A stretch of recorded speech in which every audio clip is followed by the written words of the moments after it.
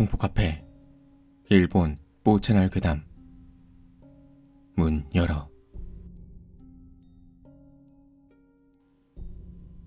아는 사람에게서 들은 이야기입니다. 오랜만에 그 사람은 부모님 댁에 들렀더니 뜬금없이 부모님이 해외로 여행을 떠나신다는 겁니다. 하지만 여행을 떠난다고 하기에는 너무나도 많은 짐이었죠. 흡사 이사갈 준비를 하는 것처럼 말이죠. 집에 무슨 일이 있다고 생각한 그는 이게 대체 무슨 일이냐고 부모님께 물어봤습니다. 하지만 무슨 이유에서인지 부모님은 이야기하기를 꺼리셨습니다. 이사한 지 몇 년 지나지 않았던 그 아파트는 입지 조건도 좋고 여러모로 괜찮아서 오랫동안 살 곳이라고 생각했기 때문에 그는 더욱더 의아했습니다. 부모님은 해외로 떠나기 전에 혼자 집에 있기보다는 차라리 다른 곳에서 자고 오라며 돈을 주셨습니다. 하지만 그는 대수롭지 않게 여겼죠. 집은 아파트였기 때문에 현관문 앞으로는 휑한 복도와 연결되어 있었습니다. 그런데 복도와 연결된 방의 창들과 현관문에는 모두 절에서 얻어온 부적들이 잔뜩 붙여져 있었습니다. 양옆에 있는 집은 모두 이사를 간 뒤였기 때문에 복도는 더욱더 황량해 보였죠. 시간이 지나고 밤이 됐습니다. 부모님은 해외로 여행을 떠나셨으니 집에는 그 사람 혼자 남아 있었죠. 집에 붙여진 부적과 부모님의 어딘지 모를 깨림칙한 행동이 마음에 걸렸던 그는 잠을 자기 두려워 늦게까지 TV를 보고 있었습니다. 하지만 쏟아지는 잠을 주체하지 못해 결국 방으로 들어가 잠을 청하게 되었죠. 그렇게 얕게나마 잠에 빠졌을 그때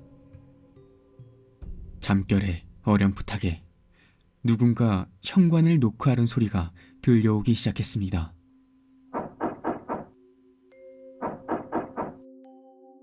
그는 졸린 눈을 비비며 나가보려고 했지만 이 늦은 시간에 누가 집에 오겠냐는 생각에 그냥 침대에 누워 있었다고 합니다. 그런데 잠시 뒤 들려온 목소리는 전혀 예상치 못한 사람의 것이었습니다. 아들, 나야. 문 좀 열어줘. 현관에서 말하는 목소리는 다름 아닌 아버지의 목소리였습니다. 깜짝 놀란 그는 문을 열어드리려고 침대에서 몸을 일으키려 했습니다. 그런데 생각해보니 아버지는 이미 해외여행으로 외국에 나가 계신 상태였습니다. 즉, 지금 문 앞에 아버지의 목소리로 말하는 것은 절대 아버지일 리가 없다는 것이죠. 겁에 질린 그는 숨을 죽이고 침대에서 이불을 뒤집어 쓴 채로 가만히 바깥에 누군가가 사라지기만을 기다렸습니다. 하지만 문 밖의 누군가는 더욱 기승을 부리기 시작했습니다. 더 이상 말조차 하지 않고 노크 소리는 문을 두들기는 소리로 바뀌었습니다. 그리고 잠시 뒤 목소리가 다시 들려왔습니다. 아들, 나야. 문 좀 열어줘. 이번에는 어머니의 목소리였죠. 아이, 급해서 그래. 문 좀 열어줘. 당연하게도 어머니는 아버지와 함께 가셨죠. 진짜 어머니라면 이곳에 계실 리가 없었습니다. 그러자 다시 목소리는 사라지고 문을 두들기는 소리가 더욱 시끄러워졌습니다.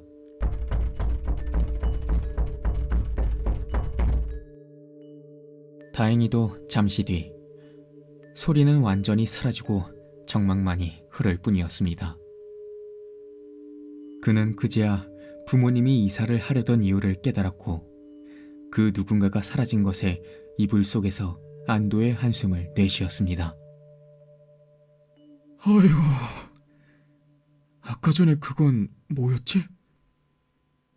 그런데 바로 그때 잠을 자고 있던 방의 창문이 거칠게 열리는 소리가 들렸습니다. 그리고 그는 깨달았죠. 그가 자고 있던 방의 창문은 복도 쪽으로 통하는 방이었다는 것을. 창문 바로 아래 침대에서 이불을 뒤집어 쓴 채 그는 완전히 굳어 있었습니다. 그 뒤, 그 누군가는 중얼거리기 시작했습니다. 문 열어, 문 열어, 문 열어, 문 열어, 문 열어, 문 열어, 문 열어, 문 열어. 나직하게 끊임없이 말입니다. 심지어 다른 누구도 아닌 그 사람의 목소리로.